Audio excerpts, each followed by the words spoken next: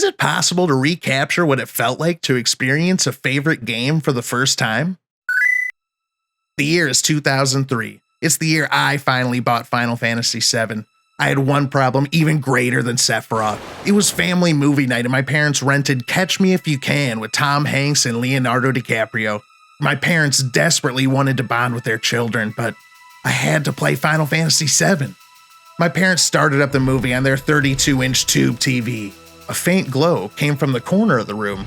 A small 13-inch TV with a VHS built into it, displaying Final Fantasy VII, but with no volume. It was the only compromise I could make where I could still play some Final Fantasy. I hit new game and saw this. Hands on your head. Oh, that's the new IBM Selectric. Put your hands on your head. Remember, I had to play my game on mute while Tom Hanks ran around. It should have been more like this.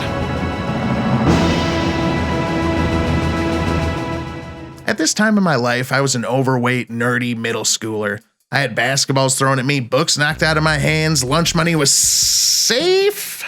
It was all on a computer then. You didn't actually have any lunch money on you. I was looking for a form of escapism. I wanted to be a cool hero chasing bad guys and con men across the globe. And I swear I'm not talking about Tom Hanks again catching the greatest con artist of all time, Leo DiCaprio. I was completely absorbed in the world of Final Fantasy VII. It's a game that showed me how little details matter and how enthralling a game story could be. Cloud was awesome. He's the poster boy for brooding cool guy, and his hair made him look like a Super Saiyan. Whatever. It's easy to see from my history why I held this game in such high esteem. So when I found out one of my streaming partners, David, had never played Final Fantasy VII, I knew we had to stream that game next. Oh, don't you worry, David. I'll help you experience this gaming classic. The last time I'd played Final Fantasy VII was back in grade school. Since then, it's had spin-offs, movies, and we had a very successful remake. How could this game still hold up to modern standards? And more importantly, could it still give me that joy I felt when I played it for the first time in my parents' basement? When we booted up the game and saw the fantastic opening sequence without Tom Hanks, it gave me a quick reminder why this game is a classic. Right off the bat, the game shows you the sprawling, futuristic city of Midgar. Then it brings us into our main character Cloud, starting a covert mission to bomb a reactor. There's a reason the structure of this mission is very similar to the remake. It was the perfect way to get you interested in the story. And what a story it is. A mega corporation called Shinra has an iron grip on the production and sale of this planet's natural resource, Mako. With the wealth they've accrued, the rich literally live on massive plates built over the top of the poor. I wonder what the poor folk are doing tonight.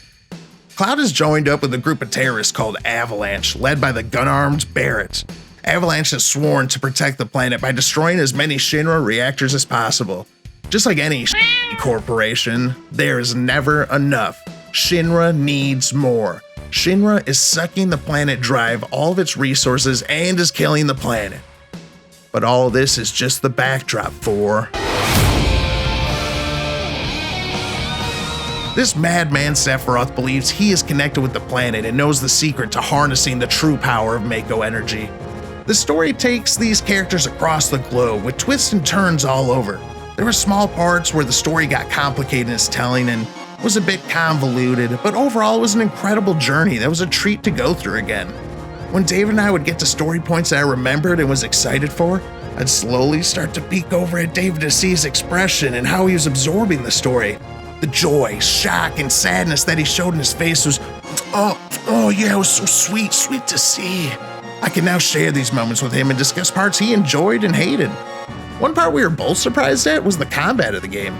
Final Fantasy for the PS1 is over 20 years old. It came out in 1997. There are many games that are considered groundbreaking classics. But when you break ground, the next game's gonna come along and find out how to improve what you did. It's happened time and time again. Oh, was that Ocarina of Time? Not as timeless as you thought? FF7 used a time-based turn system, which means instead of both you and your enemy waiting for your proper turn to attack, a timed meter would fill up. When it was full, it was your turn and it was a race against time to select the correct move out of the menus. Many games had done time-based turn system before FF7, but what set FF7 apart was character customization that could be done through their materia system. This system let you equip materia to a character's weapon or armor. That colorful marble gives that character an ability like a fire spell or extra magic. That individual materia would level up through your journey. This allowed you to let any character be any role at any time.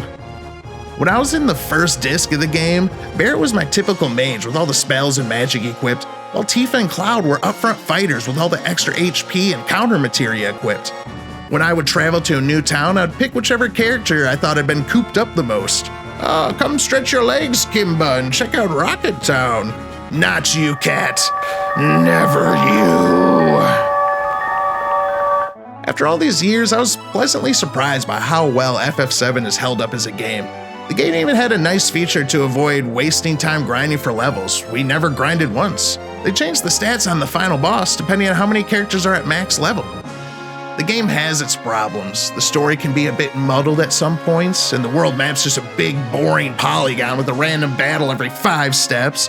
Oh, how do you run away again? Right bumper and select held down at the same time for 5 seconds or more? What is this? Stupid! But it held up in its own, even in a world where the game's getting remade. The story and gameplay alone make this worth a play if you've only ever played the remake. Did Final Fantasy VII recapture the same feelings I had when I first played it? The answer's obvious. No. Nothing ever can. Experiencing a game you enjoy for the first time is only amazing because you're going through it the first time. While I did not recapture the comfort that Final Fantasy VII gave me as a kid, I did get a brand new experience. Sharing a game that I loved with a friend has given me wonderful memories I'll never forget.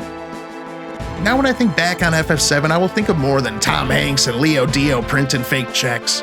I'm gonna think of naming Red 13 Kimba and naming Kate Stith 8168008. I'm gonna think of David yelling, "What's going on?" and "You joking my ass" whenever a crazy plot twist happened. I'm gonna think of the game crashing on the final boss fight right when we're using Cid's limit break on good old Sephi. Steam version. I'm gonna think a replay of Final Fantasy VII is worth it. Scholars. Thank you for watching my Final Fantasy VII replay. Give this video a like, and if you're really feeling like a kind person, share the link. The LYG crew streams every week. Check out the link below, and a special thanks to all you that watched us play Final Fantasy VII on the stream. Study on.